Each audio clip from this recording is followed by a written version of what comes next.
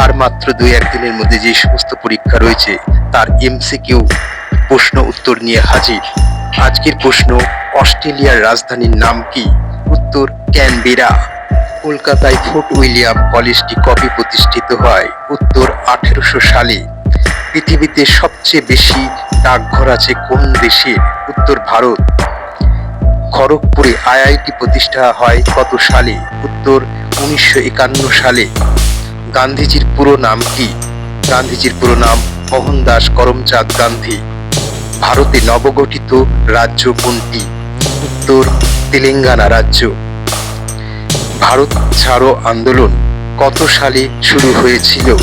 ভারত ছাড়ো আন্দোলন শুরু হয়েছিল 1942 সালে। ভারতের রাষ্ট্রপতিকে শপথ বাক্য পাঠ করান কে? উত্তর সুপ্রিম কোর্টের প্রধান বিচারপতি। মিকি মাউসের স্রষ্টা কে?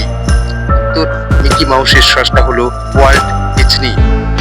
ভারতের সবচেয়ে বেশি জনসংখ্যাযুক্ত রাজ্য কোনটি? ভারতের সবচেয়ে বেশি জনসংখ্যাযুক্ত রাজ্যটি হলো উত্তরপ্রদেশ।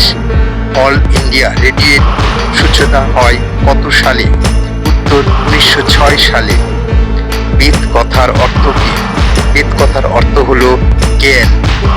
রামচরিত গ্রন্থটি রচনা করেছিলেন কে? রামচরিত গ্রন্থটি রচনা করেছিলেন উত্তর সান্ধ্যাকার নন্দী। অখিল চন্দ্র নিয়োগী যে ছদ্মনামটি ব্যবহার করেছেন সেই ছদ্মনামটি হলো স্বপন বুড়ো। রক্তক্ষরণ রোগটি কিসের কারণে হয়? রক্তক্ষরণ রোগটি হয় ভিটামিন কে এর অভাবে। অদ্বৈতী কাব্যটি রচনা করেছিলেন কে? উত্তর বিমল ঘোষ।